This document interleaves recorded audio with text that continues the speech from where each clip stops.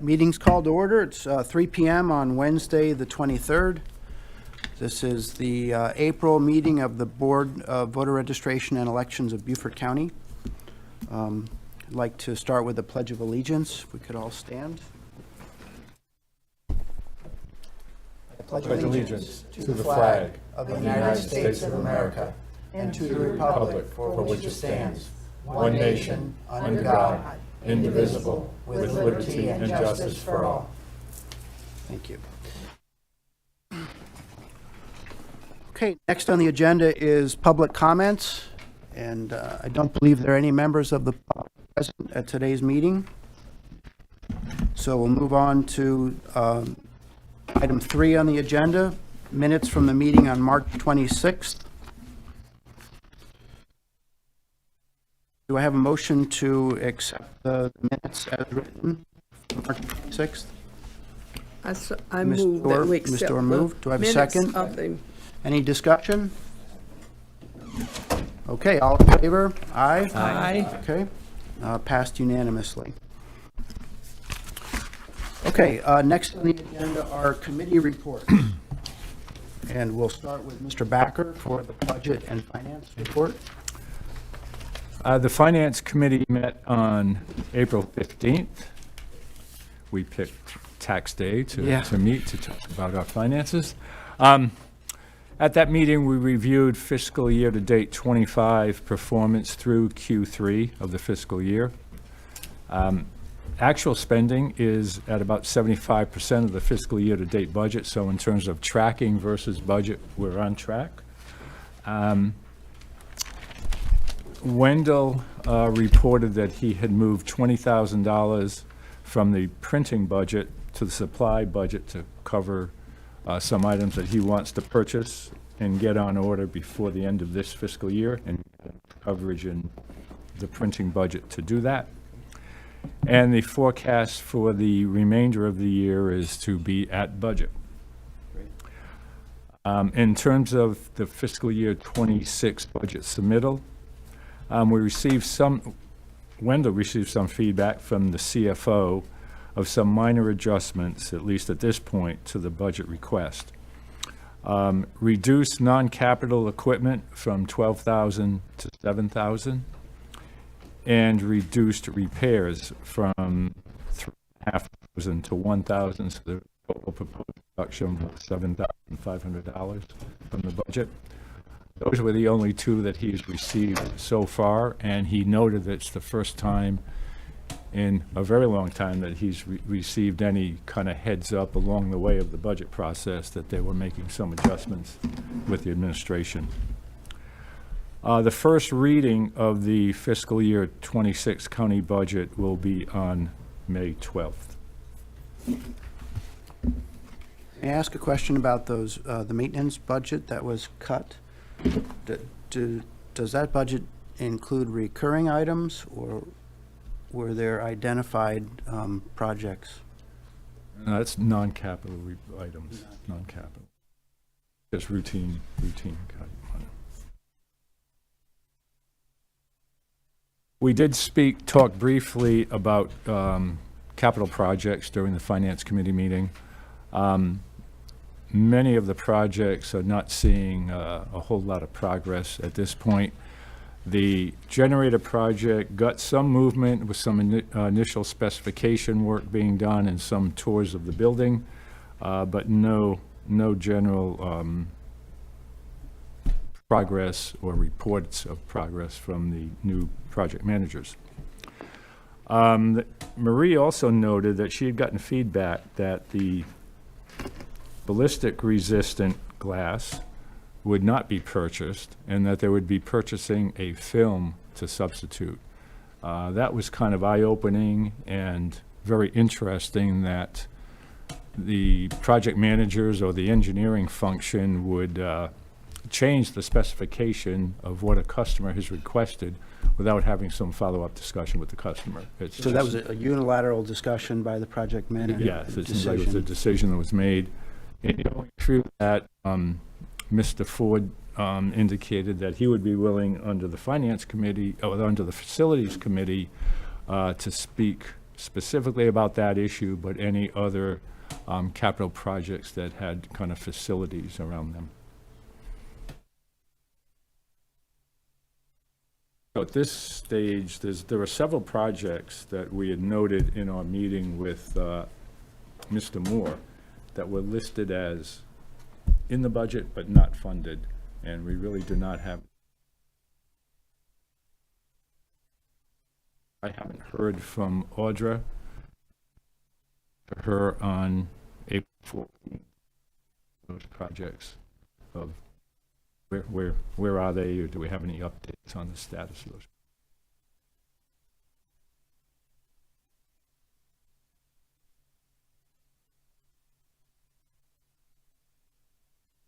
Is the project manager making that decision on, without consulting with?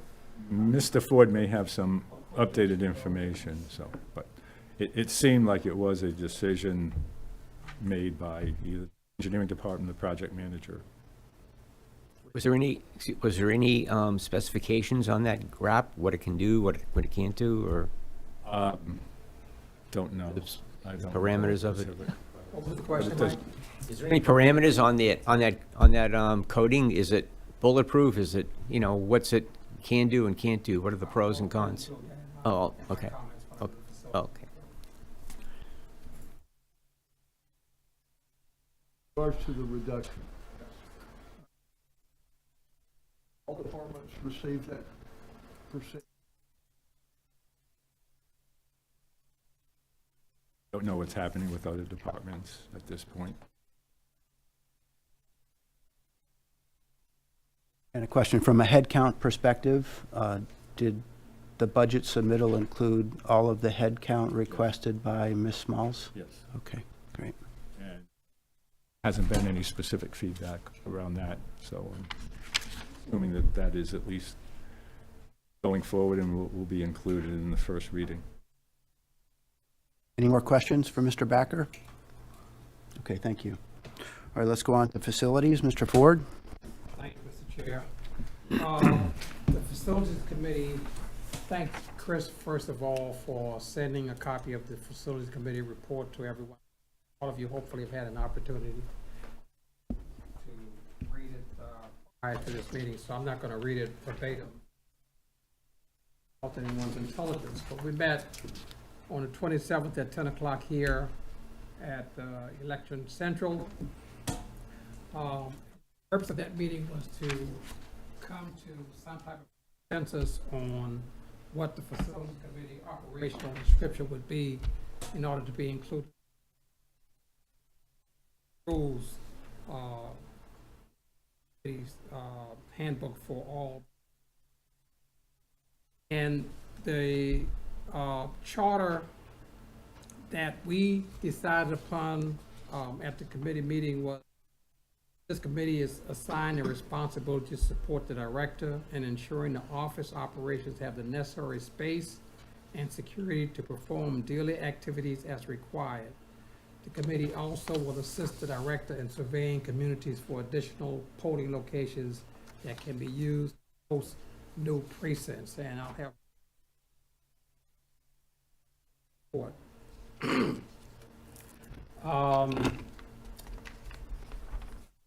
there were several issues that the committee was assigned to deal with also at that meeting. We were assigned the ability to develop a form in concert with the staff, including the content and timing of a report on compliance with the ruling of one polling location per precinct. And we discussed that very, and our response for your consideration as a board is that the director, with input from the Facilities Committee, of course, working with the director to develop an internal use only form.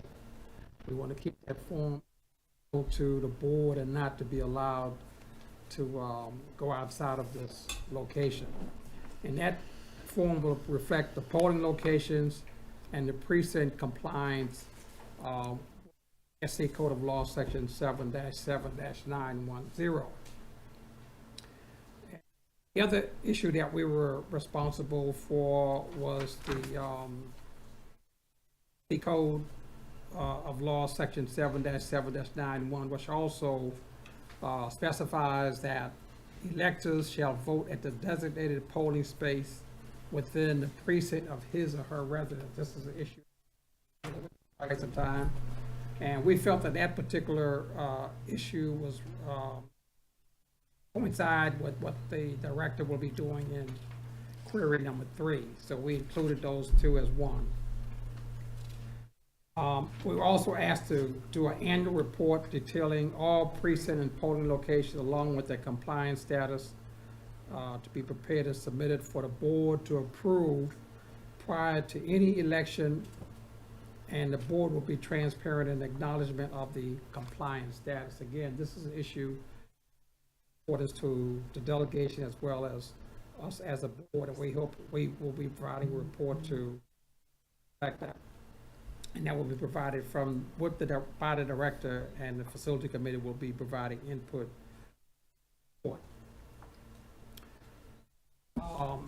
And that form that's being developed, the content and the timing of the recommendation will be submitted to the board at the May meeting next month.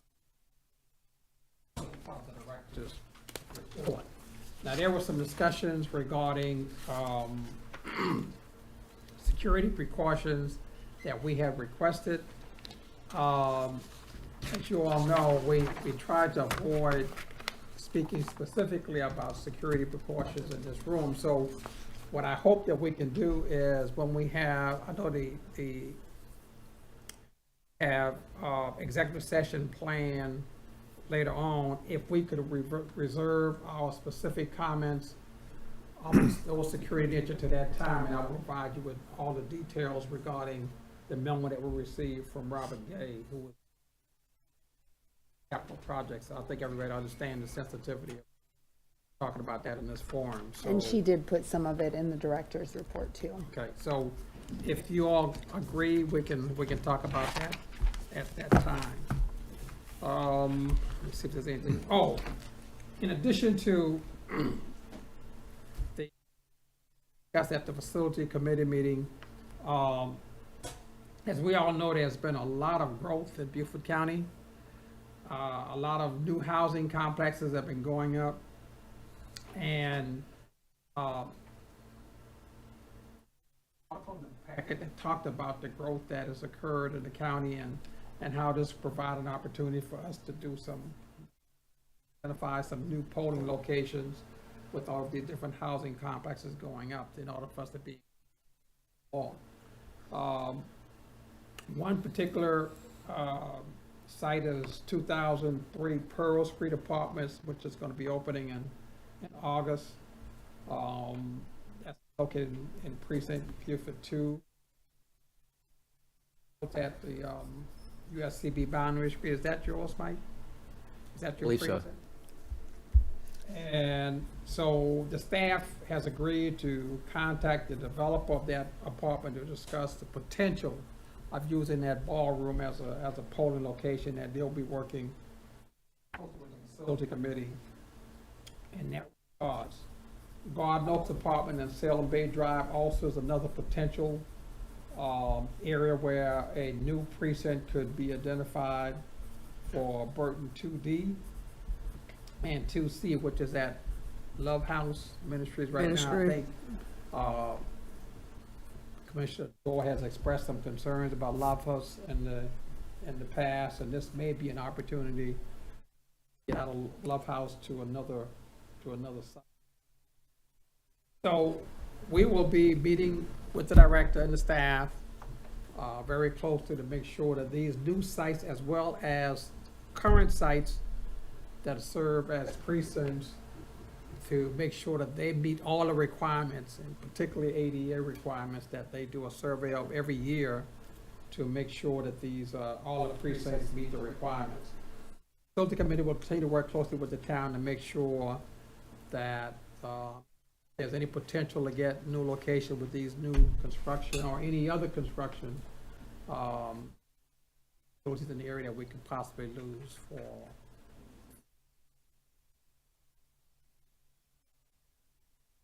Particular thrust will be made in the Bluffton area because that's where most of the growth is occurring, to see if we can identify some potential Bluffton area that could be used for.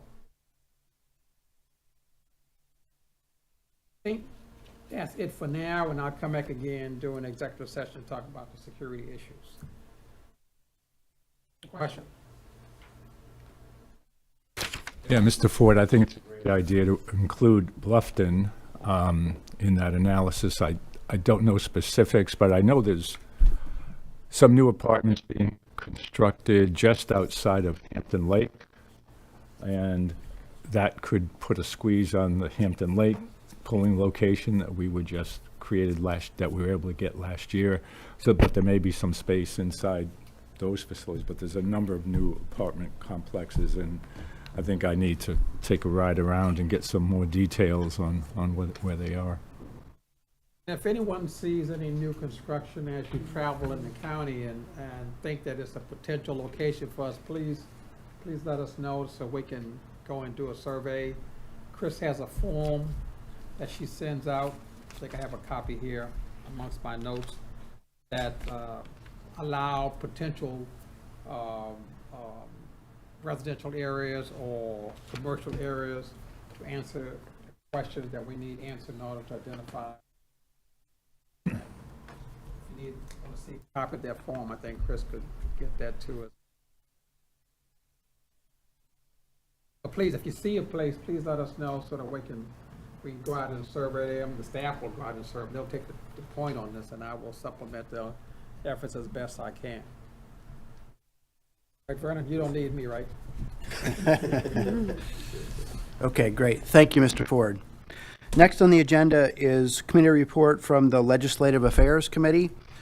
The Legislative Affairs Committee met immediately prior to this board meeting, so there are no formal notes prepared. But just to give an update, prior to today's meeting, the Legislative Affairs Committee agreed on an updated charter for the operations manual update. And the three main objectives of the Legislative Affairs Committee are to review pending legislation that's been identified by a majority of the committee or the chairman of the board or the committee chair or the director, to review legislative issues raised by the board that necessitate communication with and support from the legislative delegation, and to identify desired legislation identified by the majority of the committee, the chairman, the director, or the committee chairman for proposal to the county legislative delegation. So at that point in the meeting, we had committee meeting just prior to this board meeting. We discussed H 4350, which was the bill filed by Representative Kurzman and other members of the delegation on April 10th to split the sinks that were identified by the last board meeting and approved by the board. Bill went through first reading on the 10th. It should go through second reading today and third reading tomorrow in the House, at which time it will be passed to Senator Davis, who will, if all goes well, shepherd that through three readings in the Senate, and hopefully that bill will pass this session and be effective January 1st, 2026. With that, and with the current counts of registered voters in our 126 precincts, we should be 100% in compliance with South Carolina law requiring 1,500 or fewer voters per precinct. But And that was read Things today already. changed. I looked it up Oh, it before the was. meeting. Okay, terrific. In the committee meeting, we also talked about S-36, which is a bill that was submitted by Senator Campson. And S-36 includes provisions to increase precinct sizes from 1,500 to 3,000. And it also gives county boards of election the discretion to co-locate voting locations or co-locate precincts at voting locations as they wish for Election Day voting. And the purpose of discussing it in the committee was to determine whether we wanted to make a board resolution on our position on that bill, because those two changes would be significant for Beaufort County as well as the rest of the state. The brief summary of that discussion is that our committee believes that we do not support S36. We support continuing with 1,500 or fewer voters per precinct because it helps in controlling polling location size. We're more likely to find polling locations that can accommodate up to 1,500 voters rather than 3,000 voters. We believe that voters prefer to vote within their community on Election Day rather than moving to what is essentially a voting center with 2 or more precincts. And also, we in Beaufort County have made our very best effort to comply with the requirements to have fewer than 1,500 voters and have 1 voting location per precinct. We would like to continue those efforts. We believe it is the legislator's responsibility to determine polling locations as it's currently written in the law, and we support doing our best to support that as it is. So, Have we had any contact with our specific legislators to see how they feel about that particular piece of legislation? my discussion's been limited to Senator Davis, who was really not up to speed on the intent of that S36, which, by the way, hasn't gone anywhere. It's still sitting in a Senate subcommittee. So There was only one person who sponsored the bill, but no one signed on to it, to my Yes. knowledge. that's right, Senator Campson. Campson Yes. only. So our committee agreed to draft a resolution with a position for the board to review and approve hopefully at the next board meeting, and we'll pass that on. We discussed other initiatives for the Legislative Affairs Committee for the rest of the year, and we agreed that it makes sense for us to look for pending legislation that will have a significant impact on Beaufort County and make our opinion known to our delegation through resolutions when necessary. So that's all I have. Legislative Affairs Committee. Any questions? When the next local meeting of the legislators will be, and if we that. I don't know when it will be scheduled, but we, of course, are welcome to attend that. It's public. Have a requirement to advertise a certain period of time in advance before they have the meeting. They do. They advertise, and if you would like to be on the agenda, you reach out to them or to Cynthia, I believe, to get on the agenda so that you may speak. But they don't usually invite. What about attendance? If you don't- Anybody can go. That's what I'm saying. When do they advertise, like a week in advance or a Yes. month in Yeah. advance? It's or- Yes. week, Yeah, Yeah, I think it's a week. 1 week. I do think it's typically a week. Yeah. But to that point, Mr. Ford, when they do have a delegation meeting, I would like for our board to make a presentation to the delegation regarding the request we sent them in 2023 for an amendment to, I think it's 77910 or 110, the one that would allow us to request permission to co-locate precincts on Election Day when necessary and get express approval from the delegation to do that. That was included in our request to split the 8 precincts. However, that provision was not included in the bill, which is understandable because they're trying to get the bill through at the end of the session. But I'd like for us to plead our case on that.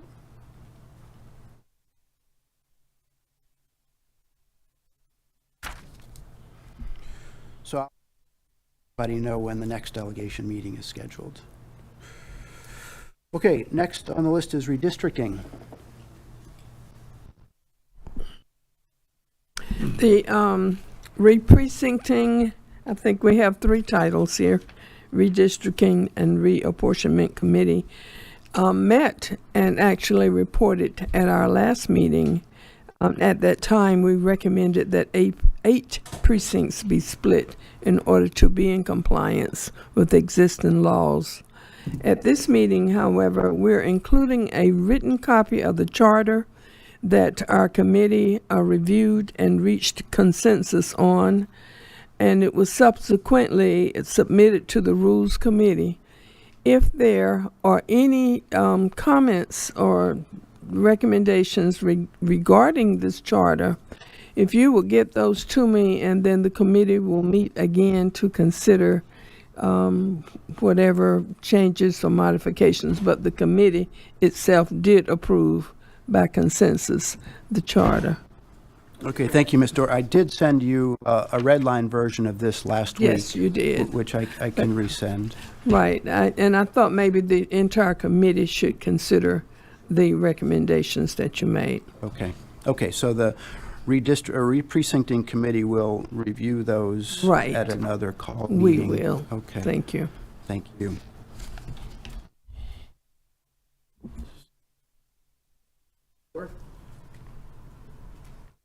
Okay, Rules Committee, Ms. Johnson is excused today, so there will be no report on the Rules Committee, except that I will say the revision of that operations manual under the Rules Committee is in progress. So I believe Ms. Dorr's revised charter for the re-precincting committee and our revised charter for the Legislative Affairs Committee and for facilities will be forwarded to Ms. Johnson and incorporated in the ongoing revision of the operating manual. Yeah, I forwarded mine to her. I did too. Okay, next is the Early Voting Center Ad Hoc Committee. This was a team effort that we put together, and members of the committee were Mr. Ford, Ms. Dorr, Ms. Marie, Ms. Jean, Ms. Wendell, Wendell, and Ms. Chris. Good thing he's not And here. what we did, I know, it'll kill me. We did is we put together averages of times. Let me just put that. And at the top, you can see that's the actual number of voters that went through on Bluffton was 23,651. And then at the top page of the poll book, we put that the average time a person spends getting a ballot is about 1.5 minutes. And again, you can debate this forever.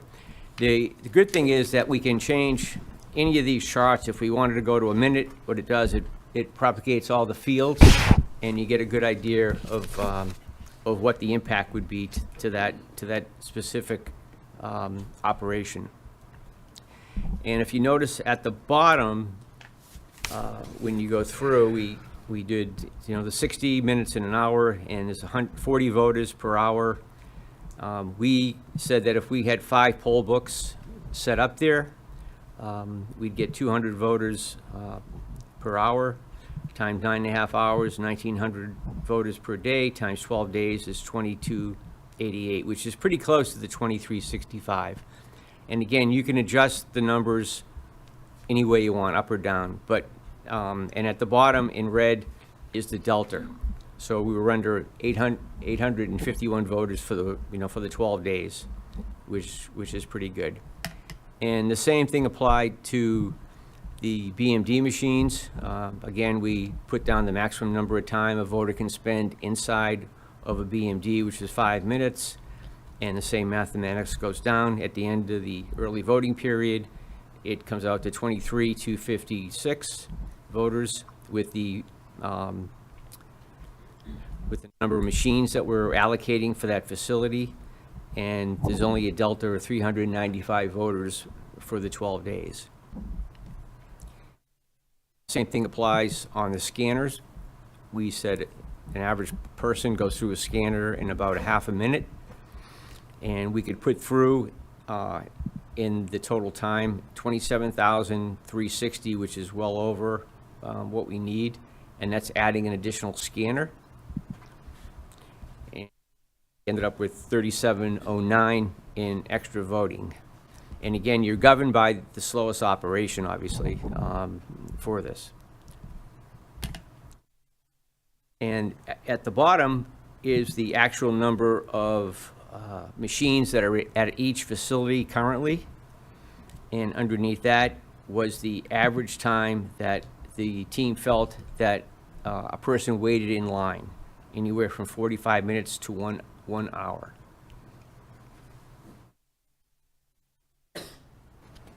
Go to Beaufort, the same logic continues, let me just.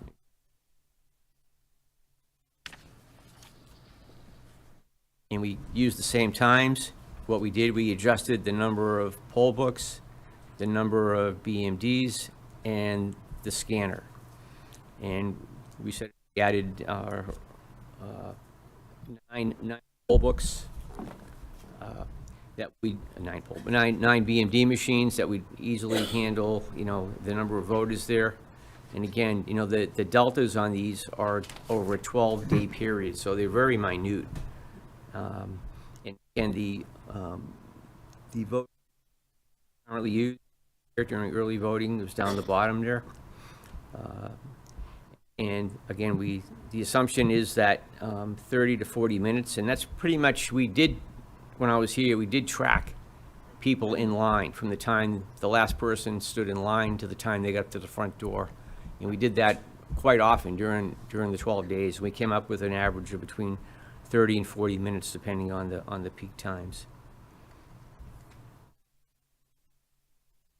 One of the things that we did discuss is that if we could add a poll book specifically for resolutions. And one of the observations that I made over the course of the 10 days I was here is that a lot of the delays at the poll books were due to people having problems, and the poll book operators, have varying degrees of experience on them.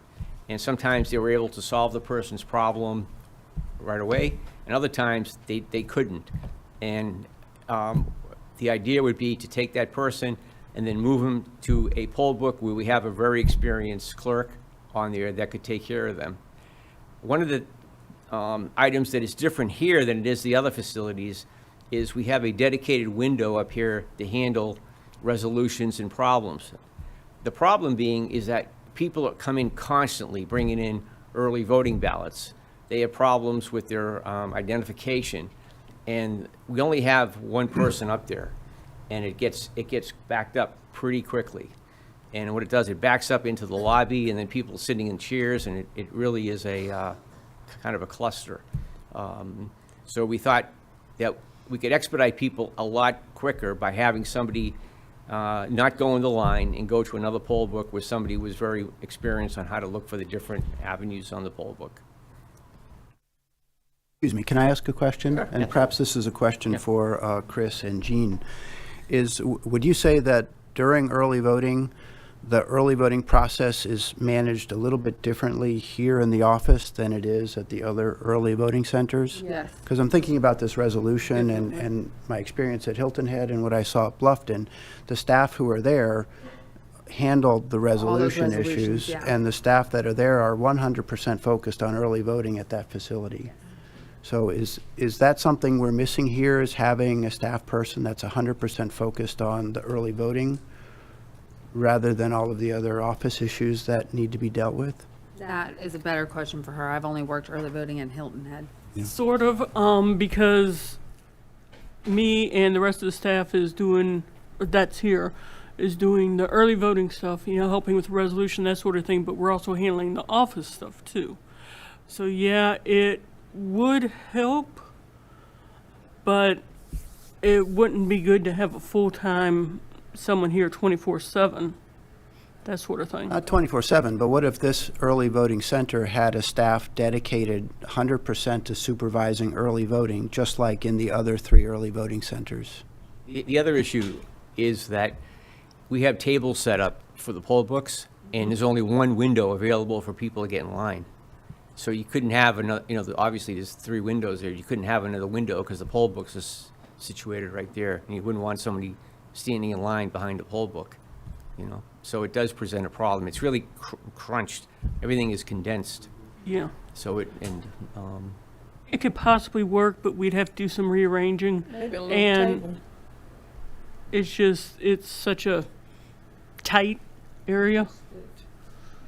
Because otherwise, people would have to run out there, then run back in through here, interrupting this process too, while trying to do it that way. people that returning early voting ballots do not wait in line. They come directly straight into the office. That too. Maybe they could come to a side entrance. But security Well, the problem. one side entrance is what we'd Ballots. usually use for curbside. We have people returning ballots to the other 3 locations too, though. Yeah. That's That not also. specific to Beaufort. Plus, having them come in another door is a security issue too that we try to avoid, having a door. Then you'd also need to have another staff member there always monitoring that, because that would be a security issue. We work together and look into this and see. Yeah, we work for the staff as well as for constituents and make a, Sure, absolutely. Get me a new building built to our specs. And Can again, dream. again, it's only for general elections. The normal election period is, you don't have the volume, so it's not a big deal. We tried to cover as many options on how to handle the crowds and push them through the voting process as fast as possible. Okay, this is St. Helena, which only serviced 8643, and pretty much, I think the equipment they have can handle a lot more. So St. Helena is not really a problem. And again, we go into the assumptions. One of the things we need to do is try to steer people that live out that way to go to that facility. And we did turn away a lot of people here who didn't know that. So when we get into the assumptions and recommendations, we can talk about that. And the last early voting site was Hilton Head, which had 16,547 voters. And we talked about adding some more equipment over there, as opposed. And one of the things that we did debate a lot was, having to go out and find another early voting center versus having additional equipment Maximize. to staff it here to try to maximize every facility as we can. And let me switch over to recommendations. We made sure that every facility that we talked about could handle the extra equipment, size, electricity, anything that has to do with the voting process, that every facility was capable of handling more equipment than they currently had. So we didn't look that as a barrier to the additional equipment.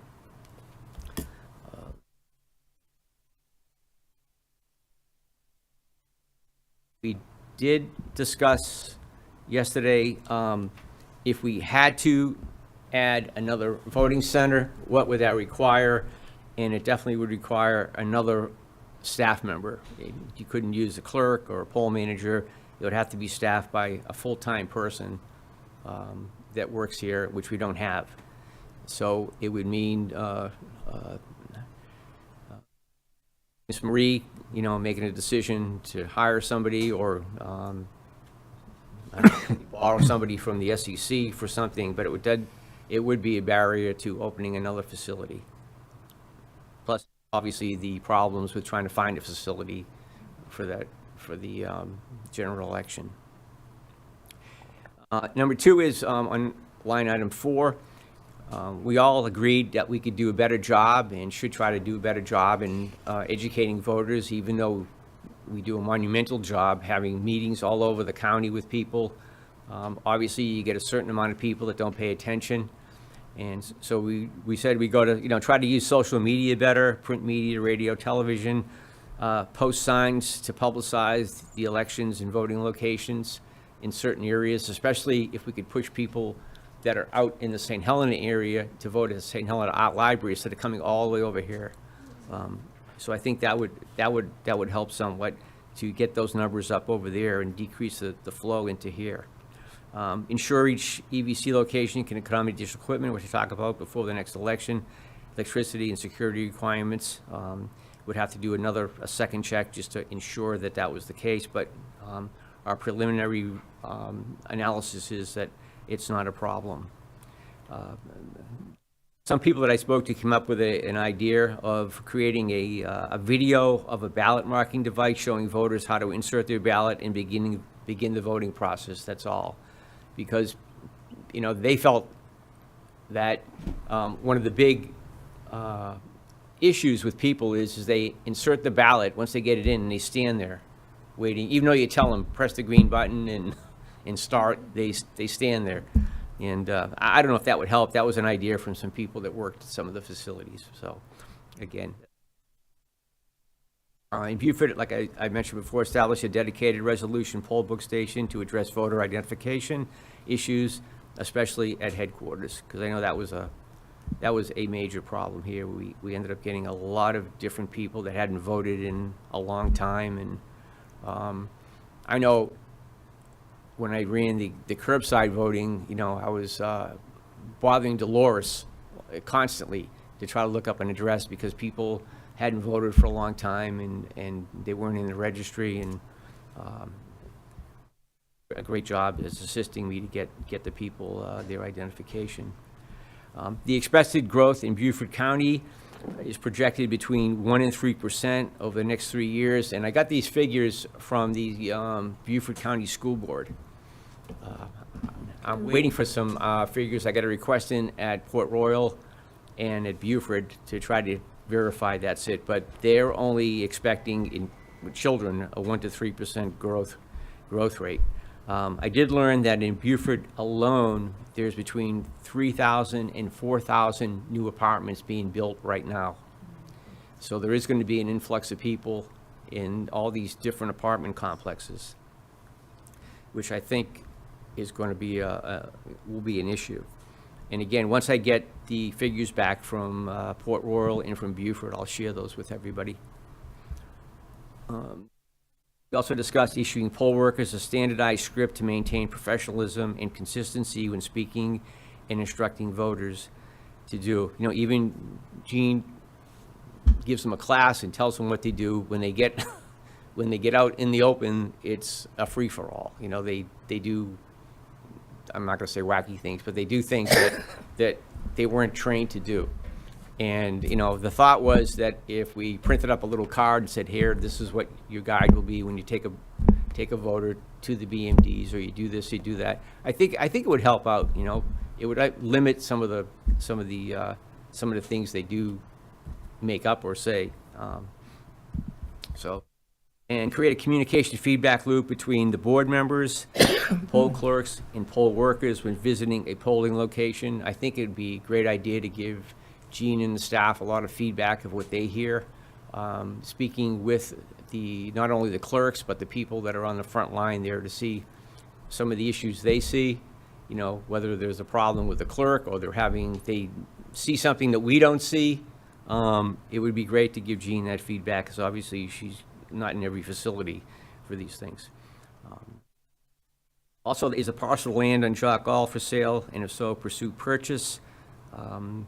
I do have, Matt sent me and I looked it up myself, and I found the company that owns the land, and I can't get a phone number. So I spoke to a friend of mine today who's in real estate, and I'm going to send him the listing, and he's going to get the number for me somehow. They have a lot more information and then I think it's important that even though we've gone in front of the county council, they refused us, I think it's important that we do it again, or try to do it again, and get something in writing from them that they're not going to approve it, because we discussed yesterday, if there's ever a rainstorm, say, or let's say a landlord gets in there and says, I don't want you guys using my land anymore, you're ruining it, then we're in big trouble, because we had no place to park cars.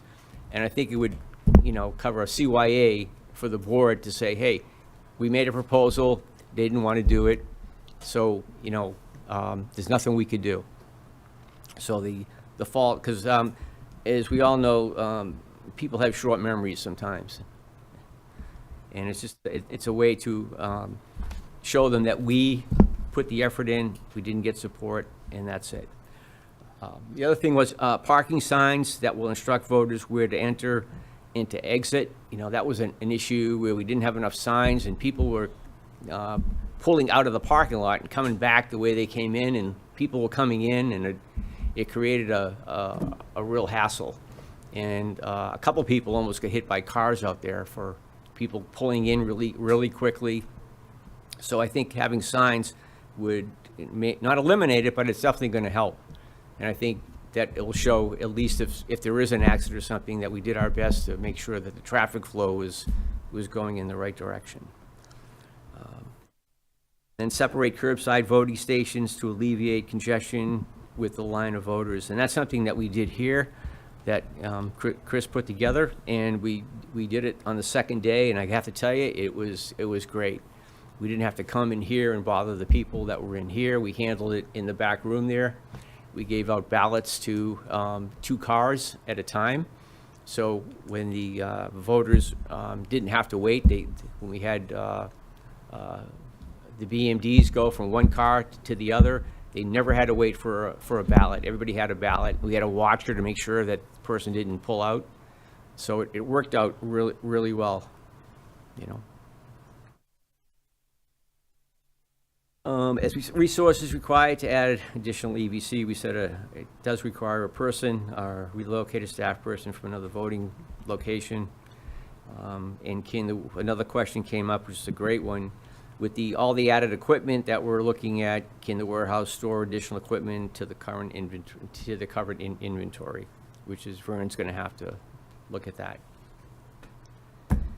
And that is it. Okay, so Mike, just to confirm, this is a progress report, right? So y'all are still working to make the ultimate recommendation, which is to either increase the throughput at the existing EVCs or suggest that we add a 5th EVC, without getting into the details of where. Right. I think it'd behoove us to meet one more time and really go through these numbers and to make sure that this is what our recommendation is, to add this, and this to each facility.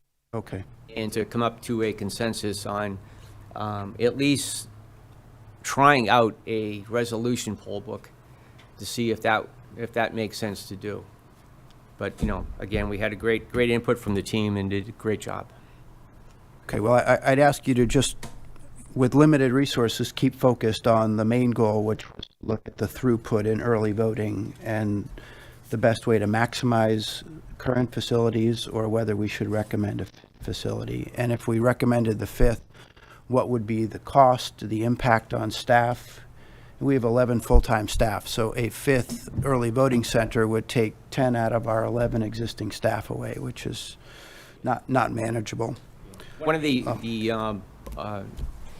Miss Marie wasn't here yesterday, so she couldn't, help us out with that, the additional staff person, what our options would be. So we'll follow up with that. Okay. And Mr. Backer and I met with Administrator Moore about 6 weeks ago, and we did talk about that parcel of land next door. When Ms. Smalls is back, I'll talk with her about how we should get back to Mr. Moore with the information he requested. But if you look at this facility as an early voting facility, which is required by South Carolina law, it's not like we could move this to another place in Beaufort. It has to be here. We have 130 voters an hour coming through this building with only about 10 parking spots. So that's a serious problem. If we think that 60% of turnout in early voting is the new normal, we need to find a way to manage that with the properties available.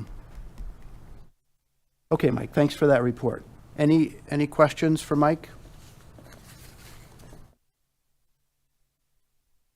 Okay, that concludes the committee reports. Next is unfinished business. And I don't believe we have any. Anybody know of unfinished business? Vernon, I got it. It's good.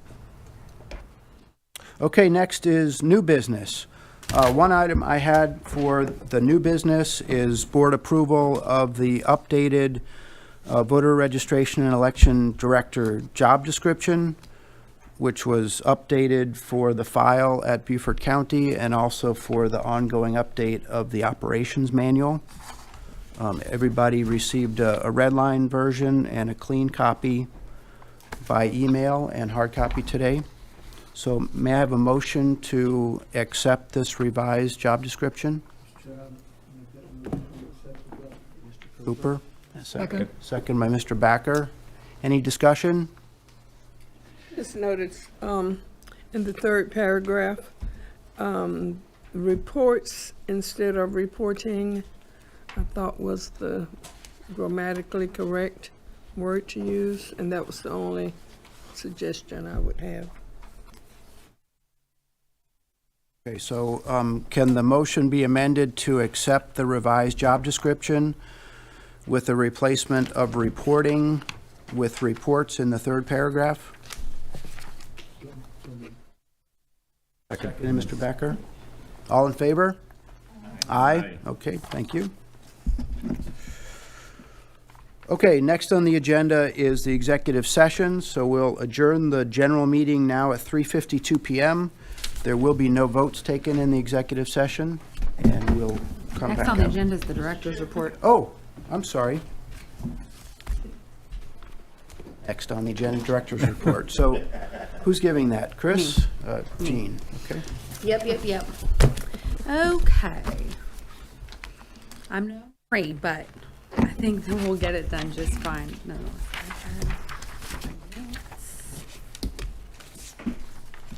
Okay. So an overview, we'll go over some of the legislative updates that affect us, or at least moving right now. Election updates, facility updates, and then we have some miscellaneous updates. So the legislative update for the House budget for the State Election Commission, which is still the same from the March meeting, is that the SEC was asking for 11 million in one-time money for statewide voting system upgrades that they had to make last minute last year, with 4 million being given to them in recurring money for annual election costs. The Senate budget for the State Election Commission as of April 10th only includes the 4 million in recurring money for annual election costs. So that's what they're working with right now. The House provisos for the State Election Commission. 102.1 did not propose a change for the board member stipend from $1,500 to $2,500, and 102.2 did not propose changes to poll worker pay from $75 to $100 per day and $60 to $75. Now that was as of March 13th, so that's the same as the last board meeting. As of April 10th, the Senate Finance Committee amended the existing proviso to increase the compensation for board member stipends from $1,500 to $2,500. So that would be a total of $22,500 per county, which allows for the 9 board members. Can I ask a question? Sure. Has anybody given any reasons why they won't increase the poll manager and poll workers? They never give reasons. They just vote it down, huh? Yeah. I had a discussion with the legislative affairs person at the SEC recently, and she advised that the belief of the legislators is that the county should be responsible for setting the poll worker pay. So if it's believed that poll workers do need an increase, they would like to see the boards of election go back to their counties to request that. We've already done that. We've already done that, that's right. Yep. Okay. House Bill 3556, political parties and primaries, and this bill allows for the State Executive Commission to hear the protests related to partisan county offices, and the committee would be responsible for a number of things, including handling appeals of its decision and the timeline for conducting these hearings. It clarifies under which sections of the code the municipal primary protests and contests will be filed, heard, and decided. So the House has adopted this adopted a committee amendment to require that the state executive committee adopt a resolution mandating that a surety bond accompany any protests under this contest before giving it a second and third reading.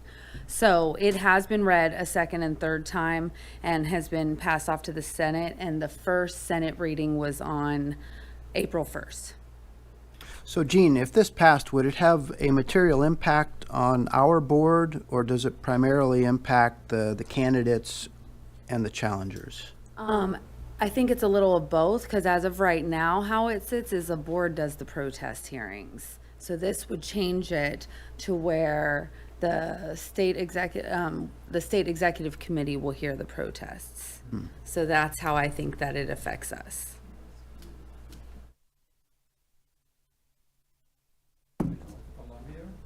Protest? I have no idea what the end result will be. But this is just the way that it's written right now. And I looked it up to make sure I wasn't misunderstanding it. And there's really no more information at the State House website than this.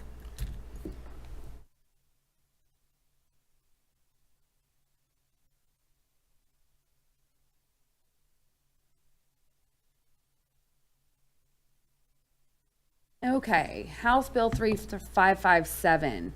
This addresses the qualifications for candidates running in general elections.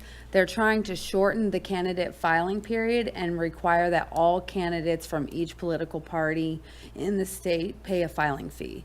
The bill allows political parties to charge a certification fee to all candidates, and it amends Section 7 TAC 11 TAC 210, which pertains to the filing of party pledges by candidates to change the deadline for filing a party pledge. So the pledges are due after the actual filing deadline. So this would change that. It did not specify necessarily what that timeline would look like, but this one also has passed the House and was read the first time in the Senate on April 1st. So this one mostly impacts the candidates and the parties. It really Correct. doesn't materially impact us. No.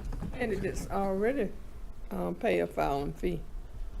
So, I mean, For some, Some parties not do. all of them Right. do.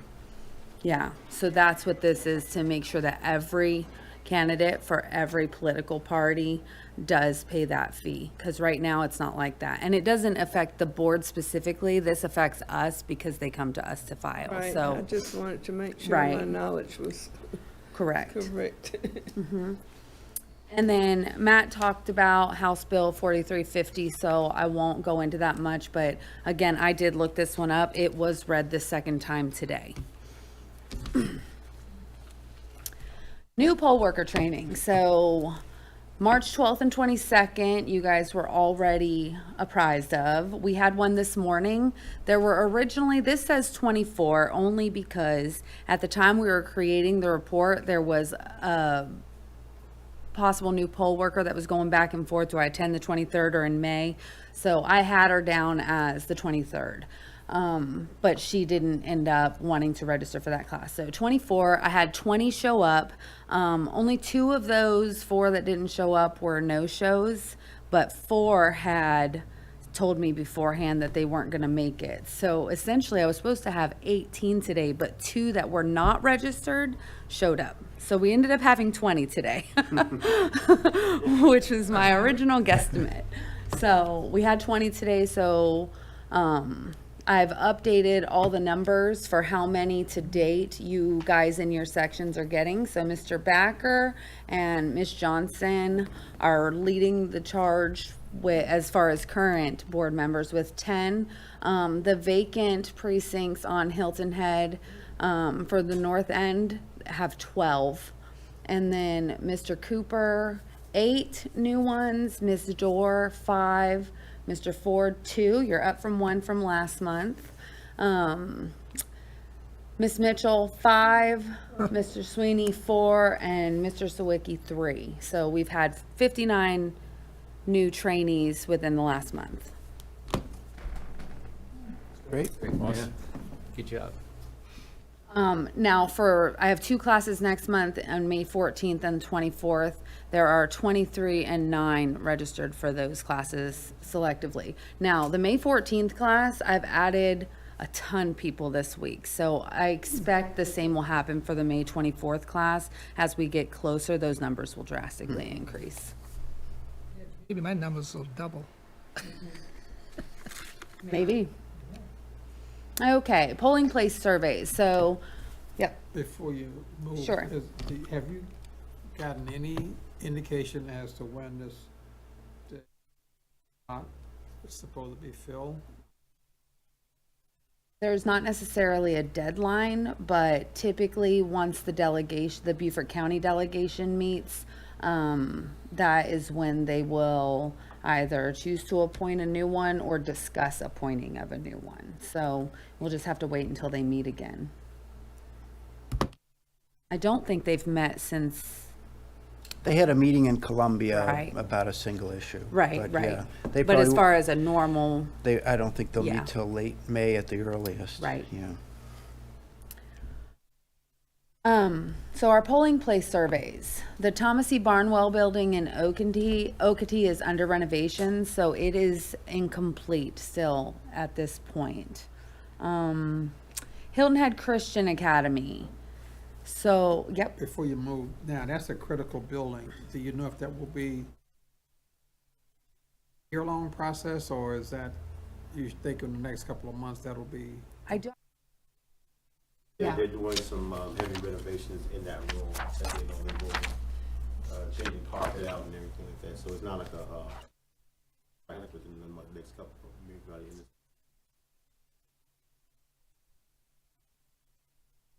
Placed at particular facilities. Yes. So yes, this is- yeah. Real quick, election-wise, Vernon, they're not in the town of Bluffton area, no, so they shouldn't have anything at all this year for us election-wise. So We we do don't have a little to- time. Yeah. Hilton Head Christian Academy. So they were a new one that we brought on. They were brand new in 2024. They have since indicated to us that they are no longer interested in remaining a polling location. They were under the impression they were only going to do it for that year. So we're still going to talk to them, but we may need to find a new location for those precincts that are at Hilton Head Christian Academy. So, right, Or be in 4E. 4B and 4E, there's two there. let them look at that, when we'll get part where there might be some close look.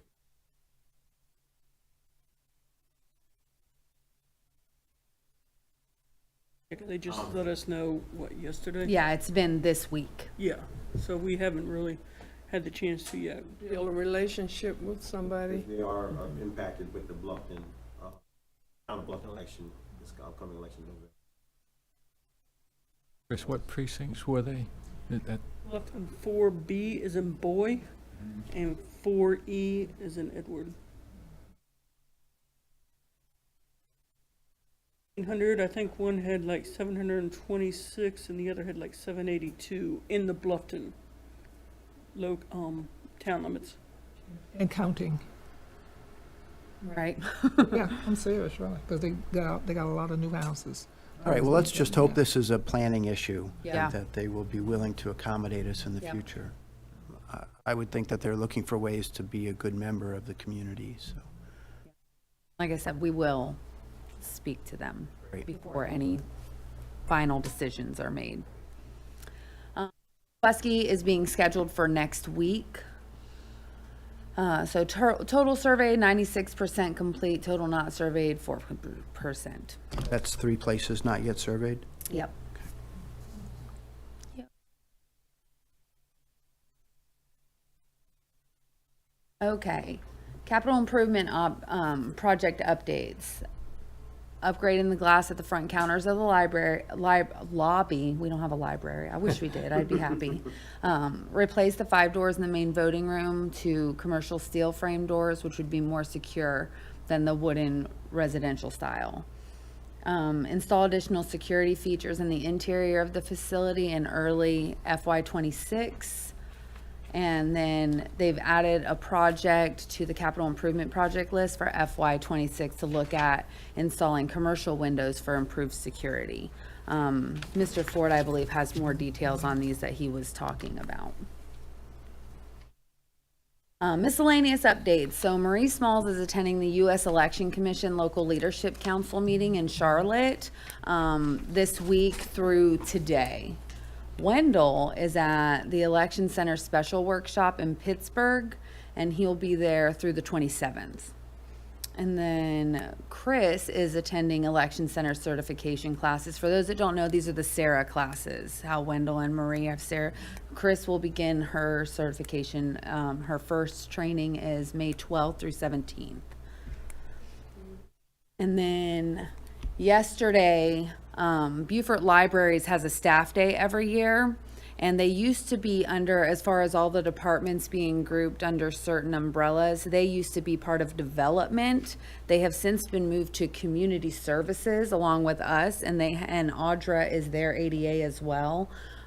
So they had their staff day yesterday, and since they moved, Amanda Dickman, their director, thought that it would be prudent to include a member from each department under that community service to come in and tell the libraries a little bit about what they do and how they can work together or continue to work together.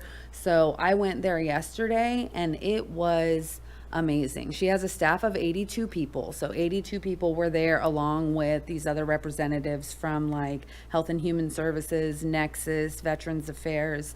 And Amanda gave us a list of questions ahead of time so we could be prepared, which I thought were great. It opened up the conversation with the library employees, and they were able to give us recommendations like, we would love if you guys would bring your resources to our branch so that we can hand them out. And it was really great to be able to share voter registration with them. And there are things they didn't know. Some of them have already signed up to be poll workers. Some of them are going to now. So I think that will be good to continue that relationship that we've already established with them. The SEC inventory audit. So the verified numbers of our voting equipment is DS300s, 136, e-poll books, 275, DS450s, we have 2, and the ballot marking devices, we have 739. So the confirmation cards that are sent out when a voter hasn't voted in a number of general elections, the SEC mailed over 190,000 of them statewide to individuals that haven't voted since 2020. These mailings were conducted in compliance with the National Voter Registration Act of '93 to help confirm whether voters still reside at their registered address. In Beaufort County, 5,827 were sent out, and they look like this. We have a lot of times we get questions about what do those cards look like. This is what they look like, and I don't know if you can see that far. It's in your report though, where it just says check one of these. You still live at these, and it gives them a deadline.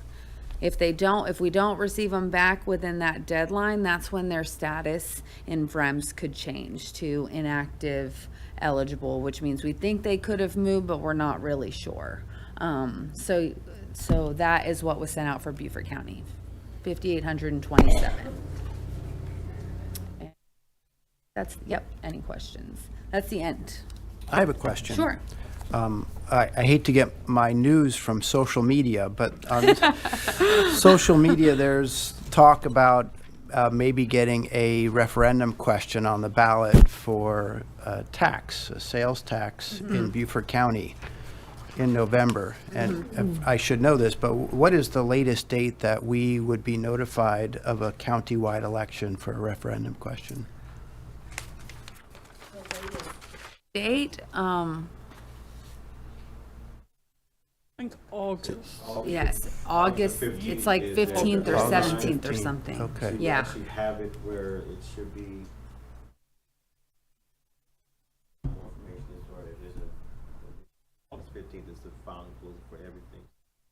And do you all know if there's been a first reading or any discussions of that at the county level? County My council? first time hearing about it. Okay. Meeting coming up. That's social media, yeah. More on social media. I haven't heard it on anything on the county council meeting. already have it announced, and they would have.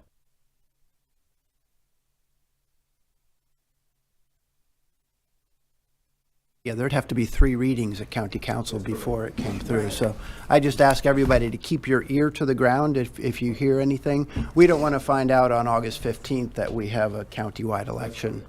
They may mention it at their next county council meeting, because I saw something.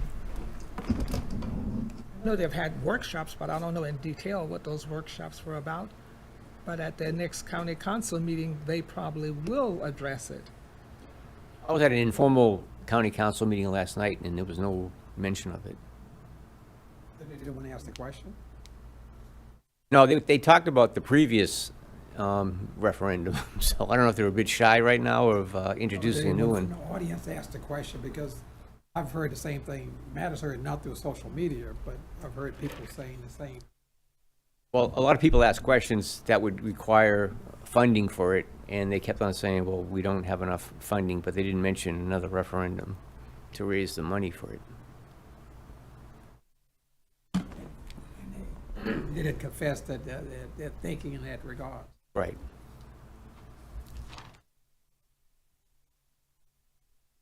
Okay, that's Any all I other have. questions? No. Okay, thank you for that report. You're welcome. Okay, now, next on the agenda, I believe, is the executive session. So we'll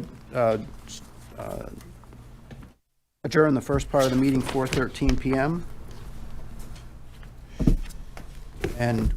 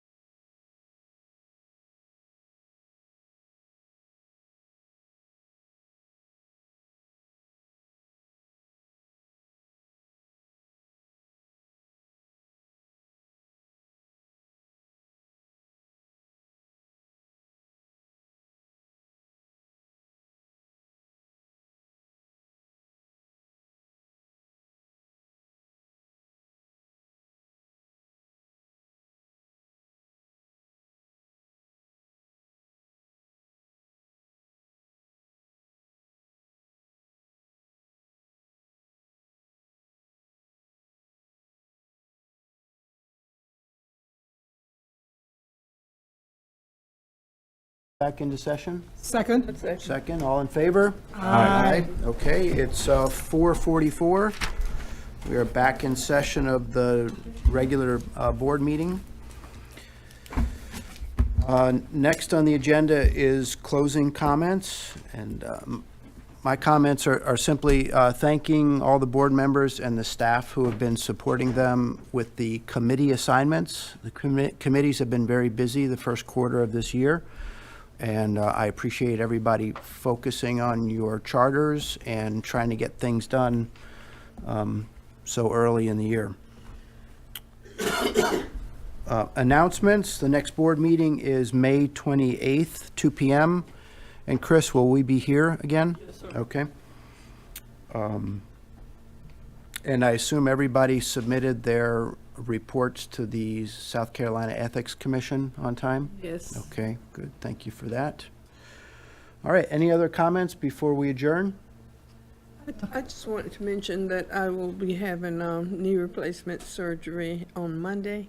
Oh, my. And if, at the next meeting, if we could do WebEx or provide some means of me to participate, Because I'm not I gonna be would here be either. most appreciative. Good luck Okay. with that. I Okay. Can you participate remotely next meeting? believe so, yes. Okay, yeah, we'll get that set up. Any other comments? Okay, do I have a motion to adjourn? So Ms. moved. Dorr, Second. second by Ms. Mitchell. All in favor? Aye. Thank you. Everybody drive safely.